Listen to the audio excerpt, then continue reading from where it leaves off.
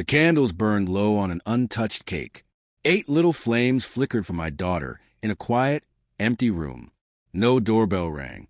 No laughter. No friends. Just silence and the look in my little girl's eyes when she whispered, "Didn't anyone want to come?" Moments like that break more than your heart. They break your patience, your sense of fairness.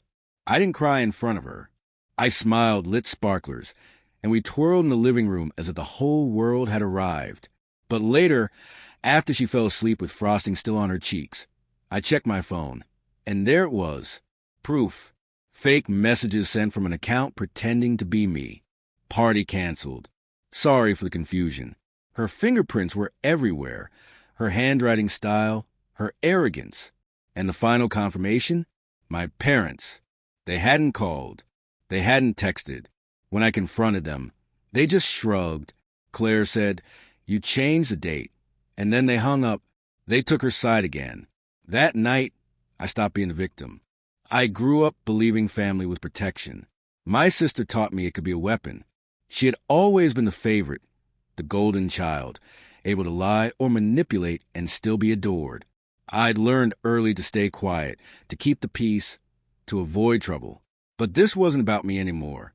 This was about my daughter. And no one makes her feel unwanted and gets away with it. I didn't yell. I didn't lash out. I planned. First, I collected evidence.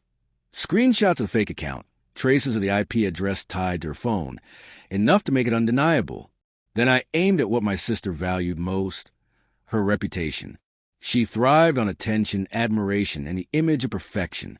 Every lie she told, every manipulation, was to keep that image intact. So I decided to shatter it. The next morning, I sent a message to every parent in my daughter's class. Calm, polite, and truthful. Apologies for yesterday's confusion. The party was not canceled. A family member impersonated me to sabotage it.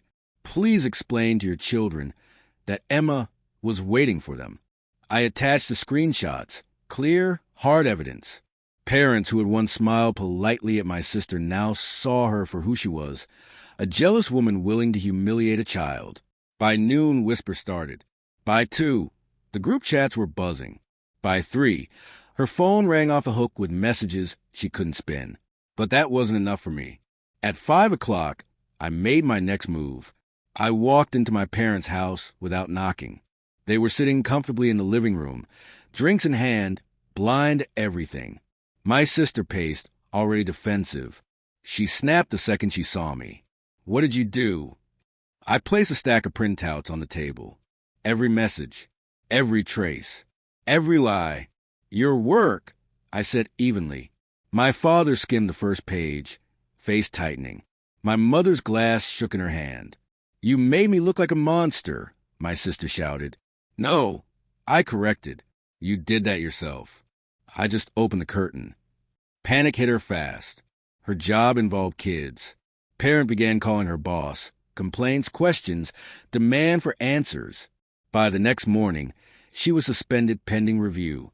My parents called, frantic, begging me to fix it, to clear her name, to say it was a misunderstanding. I let them plead, then said slowly and clearly, "You left my daughter to blow out her candles alone. That's all I'll ever remember." And I hung up. The following week, I threw another party, a real one. I invited every child again. Almost everyone came. The house filled with balloons, laughter, and the pure joy of my daughter. Parents stayed late, helped clean, thanked me for honesty, and shared what they thought of Claire's stunt. My daughter beamed, surrounded by gifts and friends. When she leaned into me and whispered, "This is the best birthday ever," I knew this wasn't just revenge. It was restoration. Do I feel guilty? No. My sister wanted my daughter to feel forgotten. I made sure the world never forgot what happened. My parents wanted silence. I made silence impossible. Some betrayals you forgive.